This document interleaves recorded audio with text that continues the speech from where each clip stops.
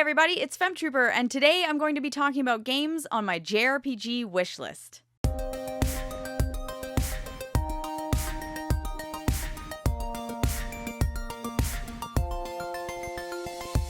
We all have games that we just haven't bought or haven't downloaded or haven't gotten to yet.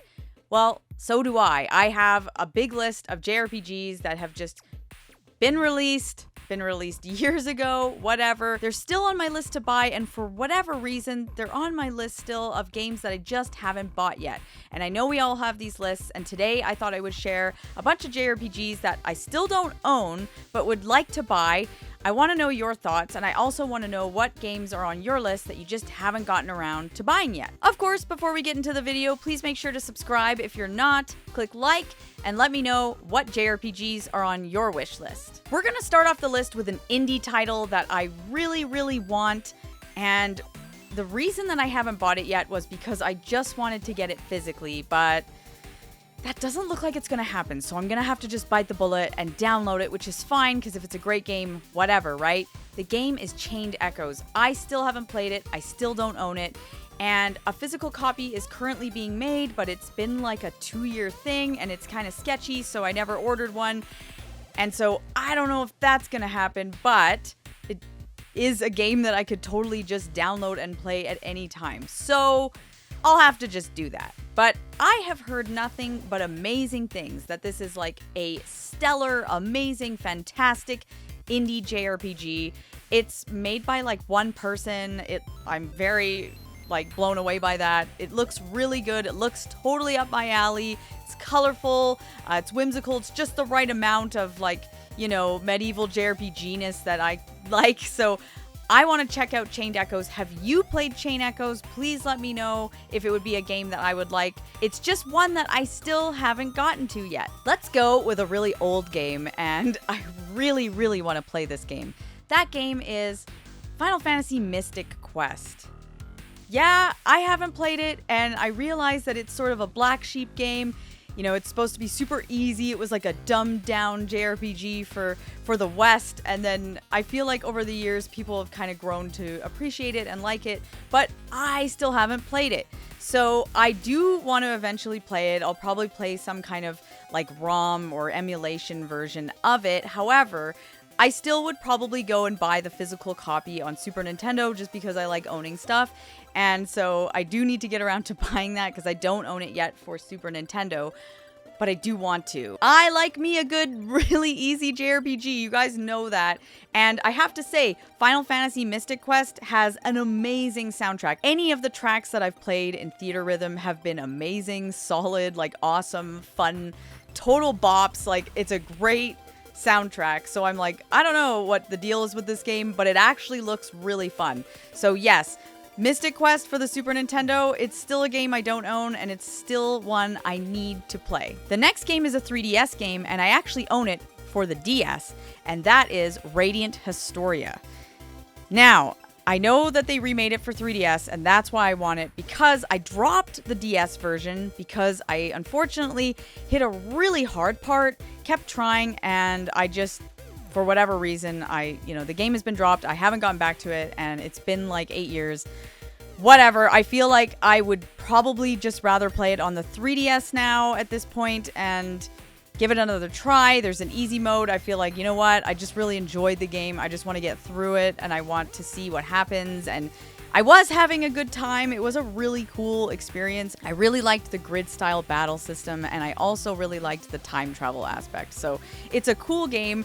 It gets a lot of praise, but I just don't really want to go back to my DS copy. So I do want to get the 3DS version. It's pretty pricey at this point, but at one point, I think I'll just bite the bullet and get it. The next one is one that actually just recently came out for new consoles, so I would probably want it on the Switch too, and that is Raiden Remastered.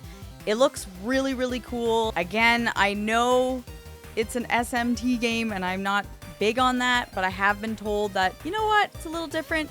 You might actually like it because it's kind of like a detective game. It's kind of chill.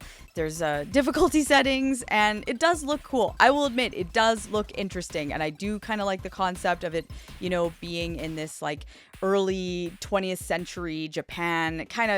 It gives me cool vibes. So yeah, I would give it a shot. I know I should probably just get to my SMT games that I already have, and that is why I have not bought this, so fair enough. But it is on my list of games that, hey, if someone was like, here you go, I'm gonna be like, absolutely. The next game is one that is on the PS5. That's where I would want to play it, and that is Monochrome Mobius. Now, this game does not get talked about very often. I don't hear a lot of people like putting it on lists. Only a few people I've seen talk about it. David Vink has talked about it.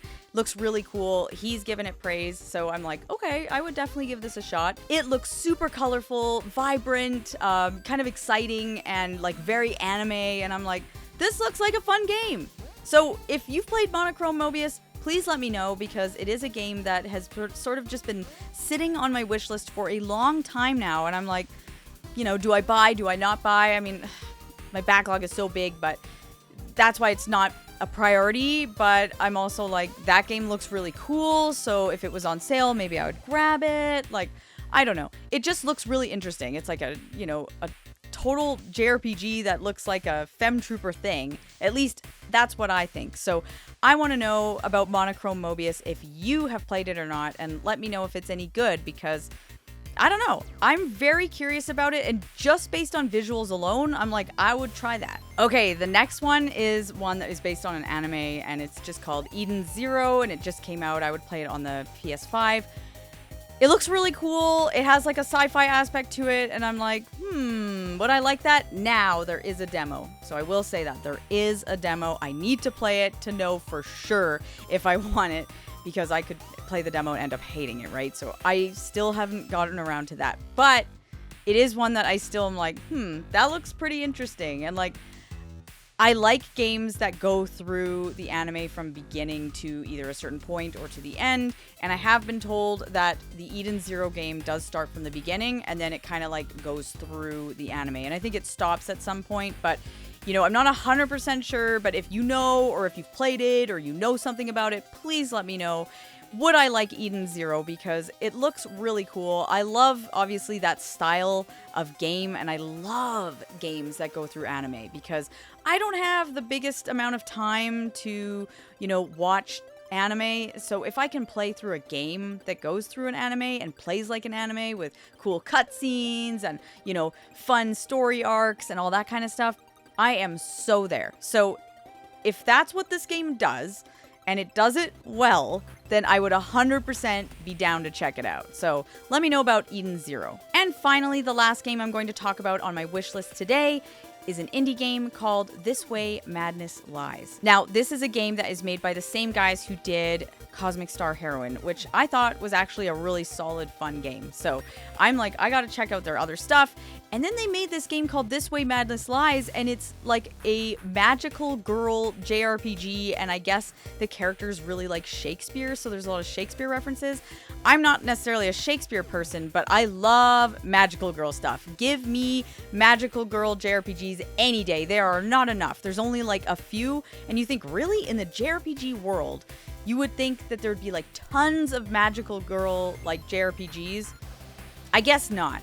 I guess we kind of just got Blue Reflection and a few others, and kind of sad. I'm legitimately sad about that. Actually, there aren't enough anime or manga of that too. So anyway, I'm really excited to try it. You can get a physical. It's through Limited Run, I believe, and sometimes it will appear. So if I see it, I should grab it, I think. But if not, I'll just grab it digitally, because it is one that I really want to play, and just the fact that it's a bunch of magical girls, it looks super retro, and they've made it look really old school. It's apparently very 90s. I'm like, I have to play this. So let me know if you've played this game or not.